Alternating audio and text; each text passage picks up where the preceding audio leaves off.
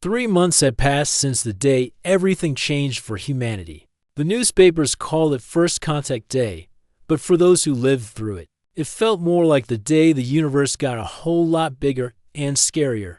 Jake Thompson sat in his small apartment, staring at the official letter that had arrived that morning. The envelope bore the seal of the United Earth Defense Council, and inside was news that made his hands shake. He read it for the 5th time, hoping the words would somehow change. Just a few months ago, Jake had been a regular soldier doing his job. He worked as an engineer on one of Earth's space defense ships, fixing things that broke and keeping the lights on. Nothing fancy, nothing heroic. He was the guy who crawled into tight spaces to repair damaged systems, while everyone else fought the real battles. The conflict with the alien visitors had lasted only 6 weeks, but it felt like years. Nobody really understood how it started. The aliens, who called themselves the Zephyrians, had appeared near Jupiter with their strange crystal ships. At first, both sides tried talking, but misunderstandings led to fear, and fear led to fighting. Jake remembered the day his ship got hit by alien weapons. The hull cracked open like an egg, and the air started rushing out into space, while alarms screamed and people panicked. Jake did what he always did. He got to work. He crawled through the damaged sections, welding patches and rerouting power cables. His hands were steady even as explosions shook the ship around him. But then something unexpected happened. As Jake worked in one of the damaged carters, he found them 3 alien soldiers trapped under a fallen beam. They were hurt, their strange blue blood pooling on the floor. For a moment, Jake froze. These were the enemy, the ones trying to destroy his ship and kill his friends. Yet looking at them, Jake saw something familiar. They weren't monsters or demons. They were just people, different people, but people all the same. One of them was barely moving, and Jake could see the fear in their large, dark eyes. Without thinking, Jake dropped his tools and rushed to help. He used his equipment to lift the beam and pull the aliens to safety. He even used his medical kit to stop their bleeding, though he had no idea if human medicine would work on alien bodies. The whole thing was recorded by the ship's security cameras later. When the fighting stopped and both sides started talking again, that video became famous. It showed a human soldier risking his life to save enemy aliens, even while his own ship was under attack. The war ended not because one side won, but because both sides realized they were too evenly matched. The fighting could have gone on forever, destroying ships and lives on both sides. Instead, the leaders chose to talk. The peace negotiations took place on a new space station built quickly by both humans and aliens working together. It was the first time the two species had cooperated on anything, and it gave everyone hope that maybe they could find a way to live in the same universe without fighting. As part of the peace deal, both sides agreed to try an exchange program. Humans and aliens would live together, learning about each other's cultures and ways of life. The idea was simple. It's harder to hate someone when you understand them. When the alien leaders announced their choices for the program, Jake's name was on the list. They had seen the video of him saving their soldiers, and they wanted him to be part of this new beginning. But the real shock came when they announced who Jake would be paired with. Princess Arya, third in line to the Zephyrian throne, had volunteered to take part in the program. She would come to Earth and live with Jake, learning about human culture while teaching him about her own people. Jake stared at the letter again, still unable to believe it. He was just a regular guy who fixed things for a living. He lived in a tiny apartment in the city, worked long hours, and spent his free time watching old movies and reading books about space exploration. He had never even dated anyone seriously, let alone dealt with royalty from another planet. The media had already started calling Princess Arya his reward for his heroic actions during the war. Talk show hosts joked about Jake being the luckiest man in the universe. Internet forums buzzed with theories about what alien princesses might look like, and whether Jake would fall in love with her. But Jake knew it wasn't that simple. This wasn't some fairy tale where the hero gets the princess and lives happily ever after. This was real life, with real consequences and real responsibilities. He thought about the aliens he had saved during the battle. They had looked so scared and helpless, just like any human would in the same situation. If Princess Arya was anything like them, she was probably just as nervous about this arrangement as he was. Jake also worried about the pressure. The whole world would be watching to see if a regular human and an alien princess could actually get along. If they failed, it might destroy any chance of lasting peace between their species. The letter mentioned that Princess Arya would arrive in 2 weeks.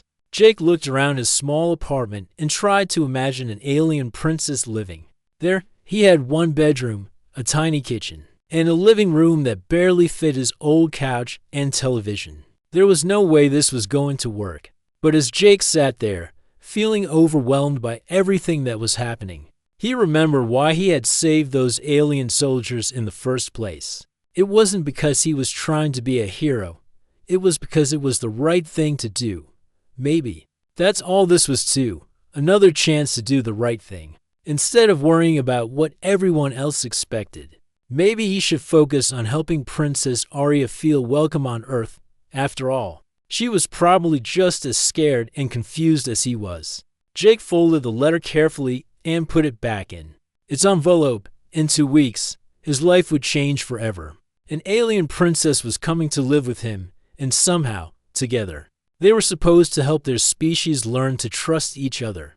It wasn't the life Jake had planned, but then again, nothing about the last few months had gone according to plan. The universe had gotten bigger and stranger, and now it was asking him to be part of something important.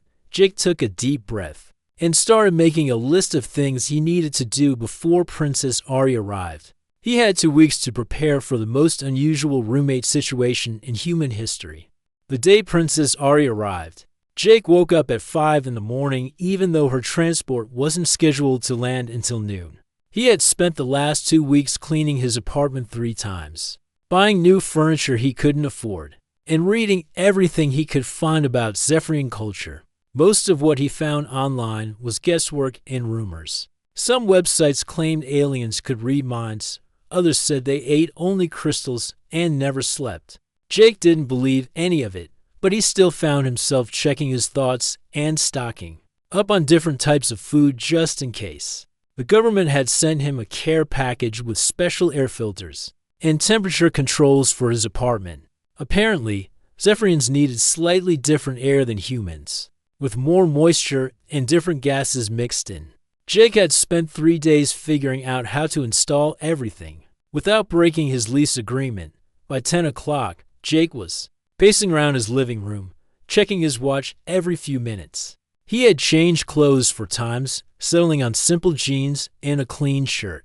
He figured if he was going to make a fool of himself, he might as well be comfortable doing it. The news crews had been camping outside his building since dawn. Jake could see them from his window, their cameras pointed up at his apartment like weapons. Every few minutes, a reporter would try to interview his neighbors, asking what they thought about having an alien princess living in their building. Most of his neighbors were pretty cool about it.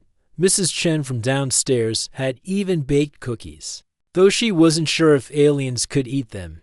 Old Mr. Rodriguez had offered to help carry luggage, joking that he carried heavy things up those stairs for 30 years, so alien luggage couldn't be much different. But not everyone was happy.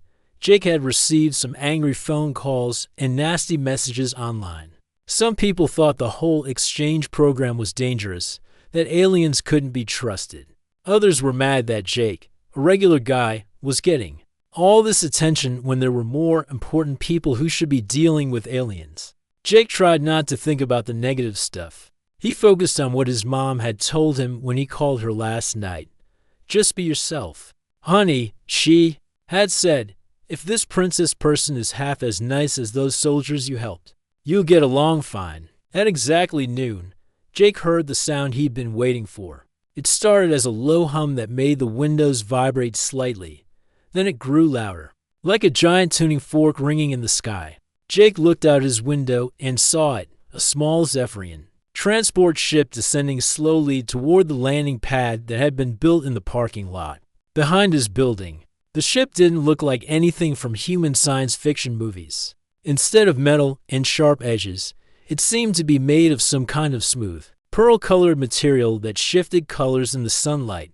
It landed without any noise, settling gently on the ground like a soap bubble touching down. Jake grabbed his jacket and headed downstairs. A small crowd had gathered, his neighbors, government officials, and way too many people with cameras. Everyone was trying to look casual, but Jake could feel the tension in the air. This was history happening in real time. The ship's door opened with a soft whistle, and Jake got his first look at Princess Arya. She was taller than he had expected, maybe 6.5 feet, with pale blue skin that seemed to glow slightly in the afternoon sun. Her hair was long and silver, almost like liquid metal, and her eyes were large and dark purple. But what struck Jake most was how nervous she looked, despite being surrounded by her own guards and diplomats. Princess Arya kept glancing around like she wasn't sure what to expect. When she saw Jake, she smiled, and he realized that even with all their physical differences, a smile looked pretty much the same on any face. "You must be Jake," she said, walking toward him. Her voice had a musical quality to it, like she was always on the verge of singing. "I am Arya. I am very pleased to meet you." Jake had practiced this moment 100 times, but when it actually happened, his mind went blank. "Hi," he said, then immediately felt stupid for such a simple response to meeting alien royalty. But Arya laughed, a sound like wind chimes in a gentle breeze. "Hi," she repeated, trying out the casual human greeting. "Is this how friends say hello on Earth?" "Pretty much," Jake said, relaxing a little. "Are you ready to see your new home? I should warn you, it's not exactly a palace. I think I will like it," Arya said.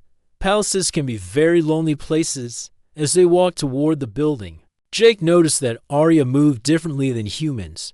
She seemed to glide rather than walk, her feet barely making any sound on the pavement. She also kept looking around with wide eyes, taking in everything from the fire hydrants to the graffiti on the walls. "Everything is so colorful here," she said, pointing at a mural painted on the side of the building next door. "On my world, most of our cities are built from crystal, so they reflect light but don't really have color like this." Jake felt a little proud of his neighborhood. It wasn't the fanciest part of town, but it had character. "Wait until you see the sunset from the roof," he said. "The way the light hits all the buildings is pretty amazing." Getting into the building was an adventure. Arya was fascinated by the elevator, having never seen anything like it before. Zephyrians apparently used some kind of teleportation technology for getting around, so the idea of a small room that moved up and down was completely new to her. "It's like a very slow, very small spaceship," she said, pressing different buttons to watch the numbers light up. Jake's apartment felt even smaller with Arya in it. She had to duck slightly to avoid hitting her head on the ceiling, and her guards had to wait outside because there simply wasn't room for everyone. But Arya didn't seem bothered by a cramped space. She explored every room with genuine curiosity, asking questions about everything from the refrigerator to the shower. "This is where you keep food cold?" she asked, opening and closing the refrigerator door several times. "How clever. We use stasis fields, but this is much simpler." The cultural differences became apparent immediately. Arya was confused by chairs, since Zephyrians apparently preferred to hover slightly above surfaces rather than sit on them. She was amazed by running water, explaining that her people got moisture directly from their atmosphere, and she was completely baffled by television, staring at the screen like it was performing magic. But the biggest challenge came when they tried to figure out sleeping arrangements. Jake had assumed Arya would take his bedroom while he slept on the couch, but she explained that Zephyrians didn't really sleep the way humans did. Instead, they entered something called a rest trance while standing up, usually for just a few hours at a time. "I can try your sleeping method," Arya offered, looking at Jake's bed like it was some kind of puzzle. "It looks very soft. Is it comfortable to be so close to the ground?" By evening, both Jake and Arya were exhausted from trying to navigate their differences. They sat in the living room, sharing a dinner of pizza which Arya loved, and trying to figure out how to make this arrangement work. I have to ask, Jake said finally, why did you volunteer for this? You're a princess. You could be doing anything you want on your home world. Arya was quiet for a moment, looking out the window at the city lights. Because I think this is the most important thing I could be doing, she said. Our peoples almost destroyed each other because we didn't understand each other. If we can prove that understanding is possible, maybe we can prevent it from happening again. Jake nodded. It was the same reason he had agreed to this crazy arrangement. So we're both here trying to save the universe? In a very small way. Arya agreed, though I suspect the universe is much larger than either of us realizes. As they sat there, to completely different people from different worlds, Jake realized that maybe this could actually work. They were both scared, both trying their best, and both hoping for something better than the alternative. 6 months into their partnership, Jake and Arya had become something neither of them expected. They had become family. Not in the romantic way that tabloid magazines kept suggesting, but in the deeper way that happens when two people go through difficult times together and come out stronger. Jake was thriving in his architecture program, designing buildings that combine human engineering with Zephyrian energy principles. His professors called his work revolutionary. Arya had started teaching cultural exchange classes at the local university, helping other humans and aliens in the program understand each other better. Their apartment had become an unofficial meeting place for mixed species couples and friends. Everything seemed to be going perfectly. Then the news broke that changed everything. Jake was in his morning design class when his phone started buzzing with emergency alerts. At first, he ignored them, focusing on his professor's lecture about sustainable building materials. But when half the class started checking their phones and whispering urgently, he finally looked at his screen. The headline made his blood run cold. Terror attack on Unity Station kills 12 exchange program participants. Unity Station was the same space station where Jake and Arya had first met, where the peace agreements had been signed. It was supposed to be a symbol of cooperation between humans and Zephyrians. Now it was a crime scene. Jake ran out of class and called Arya, but her phone went straight to voicemail. He raced home, his heart pounding with fear. What if she had been on the station? What if something had happened to her? He found Arya in their living room, surrounded by her diplomatic security team and several government officials he didn't recognize. Her face was pale, even for a Zephyrian, and her usually bright eyes looked dull with shock. Jake, she said when she saw him, relief flooding her voice. I was so worried when I couldn't reach you. Are you okay? What happened? Jake asked, pushing through the crowd of officials to get to her. One of the government officials, a stern woman in a dark suit, stepped forward. Mr. Thompson, we need to discuss the situation. The attack on Unity Station appears to have been carried out by extremist groups from both species. They're calling for an end to all cooperation programs. Jake felt like the floor had dropped out from under him. Both species? You mean humans and Zephyrians work together to attack the peace station? That's what the evidence suggests, the official said. The attackers left a message saying that the exchange program is dangerous, that our species are too different to coexist peacefully. They want all aliens off Earth and all humans out of Zephyrian space. Arya stood up, her tall frame making her tower over everyone in the room. What does this mean for us? She asked quietly. The official's expression was grim. Both governments are considering suspending the exchange program immediately, for safety reasons. The next few days were a nightmare.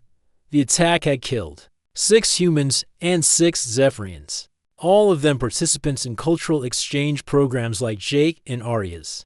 The victims included a human artist who had been learning Zephyrian light sculpture, a Zephyrian engineer who had been studying human architecture, and for mixed species couples who had been planning to start the first interspecies family communities.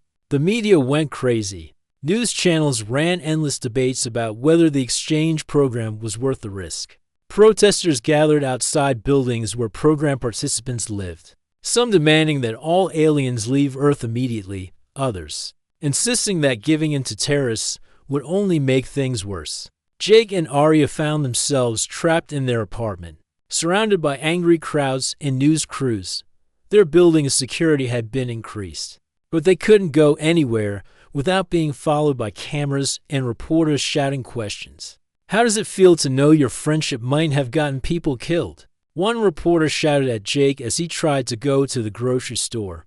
"Princess Arya, do you think your people are planning more attacks?" Another yelled at Arya when she tried to go to her university classes. The worst part was the phone calls and messages. Jake's phone rang constantly with death threats from people who blamed him for bringing aliens to Earth.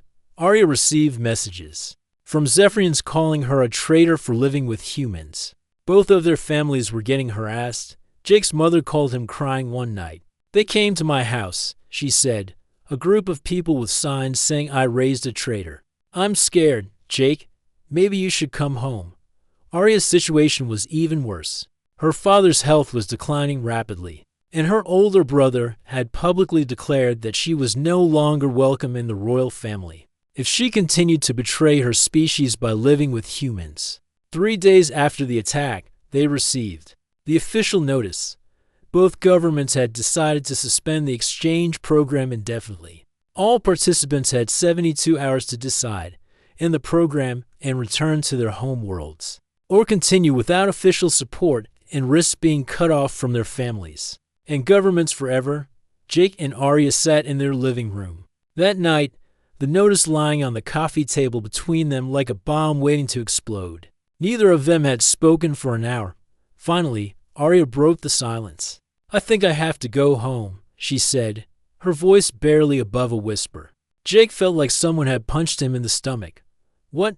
My father is dying," Arya said, tears starting to flow down her blue cheeks. "If I don't come home now, I may never see him again. And if I stay here, I'll lose my citizenship. I won't be able to help my people anymore." Jake understood, but it still felt like his world was ending. "So this is it. After everything we've built together, we just give up?" "It's not giving up," Arya said firmly. "It's being realistic. Look what happened to those people on Unity Station. They died because they believed in what we're trying to do. Maybe the extremists are right. Maybe our species really are too different."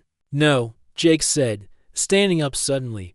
"No, that's exactly what the terrorists want us to think. They want us to be scared, to give up, to prove that they were right all along." "But what if they are right?" Arya asked. "What if trying to bring our peoples together is just going to get more people hurt?" Jake looked at his friend, this incredible person who had changed his entire life just by being willing to try something new. "Do you remember what you told me the first night you were here? You said this was the most important thing you could be doing." Arya nodded, wiping her tears. "Do you still believe that?" Jake asked. For a long moment, Arya didn't answer. Then, slowly, she nodded again. "Yes, but believing something is important doesn't make it safe." "Nothing important is ever safe," Jake said. "That's what makes it important." They spent the rest of the night talking, weighing their options, trying to figure out if there was any way to continue their mission without destroying their lives. By morning, they had made a decision that would surprise everyone, including themselves. Instead of choosing between their families and their friendship, they decided to choose something bigger than both. They would stay together, but not as part of any government program. They would prove that understanding between species was possible by creating something new, something that belonged to both their peoples and neither. It was the biggest risk either of them had ever taken. But looking at each other as the sun rose over their city, they both knew it was the right choice. The real test was just beginning.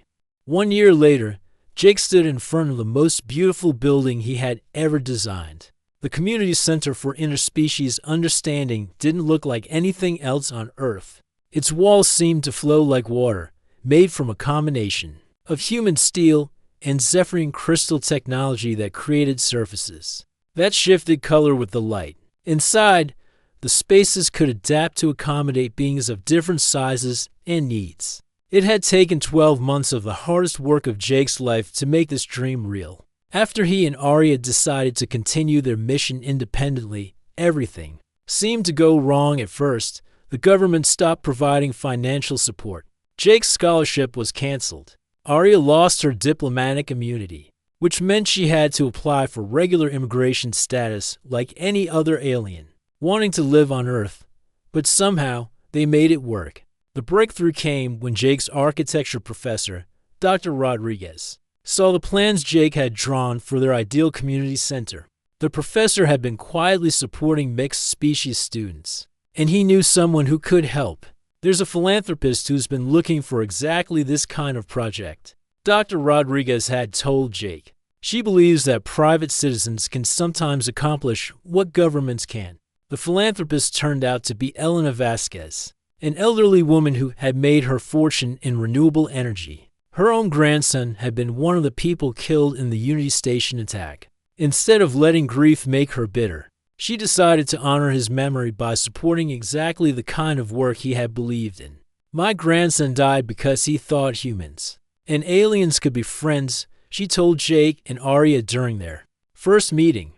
I'm going to make sure his death meant something. With Elena's funding and Dr. Rodriguez's academic connections, Jake and Arya began building more than just a community center. They created what they called the Bridge Project, a network of humans and Zephyrians who wanted to continue cultural exchange work, even without government support.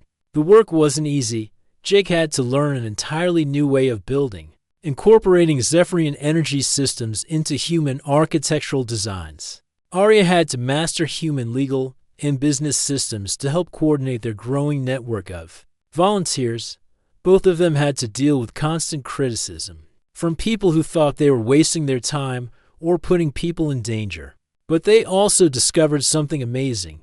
For every person who opposed what they were doing, there were some more who wanted to help. Humans and Zephyrians who had met through the original exchange program didn't want to lose the friendships they had built.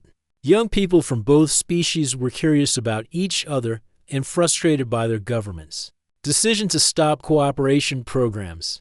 The community center became a place where these people could meet safely. Jake designed different areas for different activities, workshop spaces where humans and Zephyrians could collaborate on art and technology projects, meeting rooms where mixed species families could gather, and quiet areas where individuals could learn about each other's cultures. Arya developed programs that went far beyond simple cultural exchange. She created conflict resolution workshops that helped people from both species work through misunderstandings. She organized joint projects where humans and Zephyrians could solve problems together, like designing more efficient clean energy systems or creating new forms of art that combined both species' talents. The most successful program was the Sister City Project. Jake and Arya helped human cities partner with Zephyrian communities, sharing knowledge about everything from sustainable building techniques to advanced recycling systems. The partnerships were completely unofficial, but they produced real results that improved life for everyone involved. Jake's personal life had changed too. The stress of the past year had been overwhelming at times, but it had also shown him what he was truly capable of. He had completed his architecture degree while building the community center, and several firms had offered him jobs designing buildings that incorporated alien technology. More importantly, he had found his purpose. Every morning, Jake woke up knowing that his work mattered, that he was helping to build a better future for both species. The nightmares about the war had mostly stopped, replaced by dreams about the buildings and communities he wanted to create. Arya had also found her path, though it had cost her more than Jake could fully understand. When her father died 6 months earlier, she had not been allowed to return home for his funeral. Her family had officially disowned her for choosing to stay on Earth. The pain of that loss was something she carried every day. But she had also discovered that serving her people didn't require living on her homeworld or following traditional royal expectations.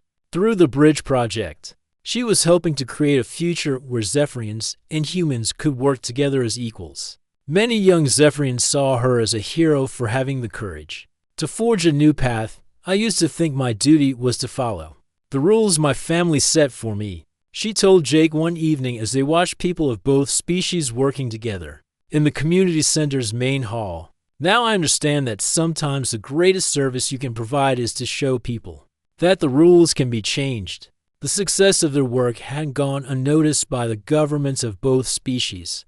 Quietly, behind the scenes, official representatives had started visiting the community center. They claimed to be conducting security assessments, but Jake and Arya could tell they were really studying how the bridge project worked.